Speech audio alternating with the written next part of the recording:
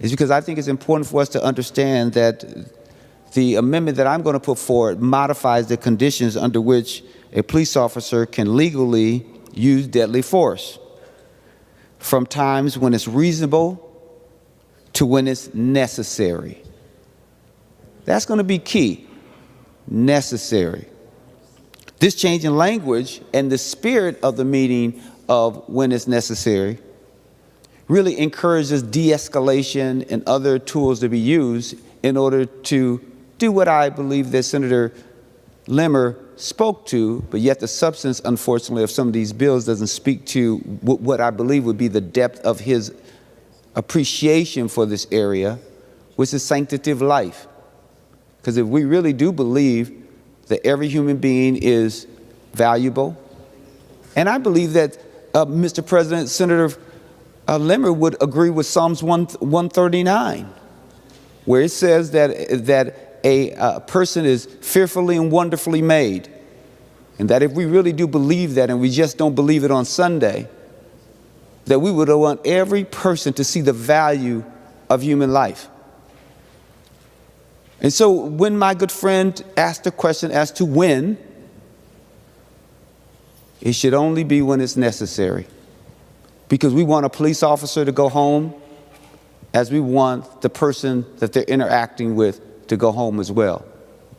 We're not suggesting that any particular life is greater than another, but we do believe that the spirit in which and the approach that is used in any given situation can be motivated by the things people see, the training they receive, and the lessons that they learn at home. If that wasn't true, Mr. President, we wouldn't speak so eloquently about the sort of games our children play and whether it sends forth a propensity for violence. We wouldn't blame rap music sometimes the way we do, because we say that if people are hearing things, it encourages them in ways that we don't want them to. And I don't believe that rap music does that, and I'm questionable on the games. But what I do know is that every human being is important, and that I believe that a police officer should only use force when it's necessary, by looking at the totality of the situation and not from fear, not out of fear, not out of dehumanizing another person, but looking at what is the need in the situation.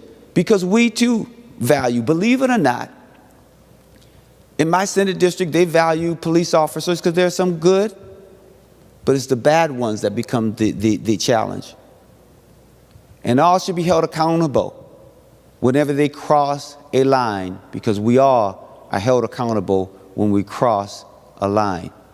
So, Mr. President, thank you for the opportunity to just clarify that and speak to that question. And I stand ready, willing, and able to deal with it either biblically or legally.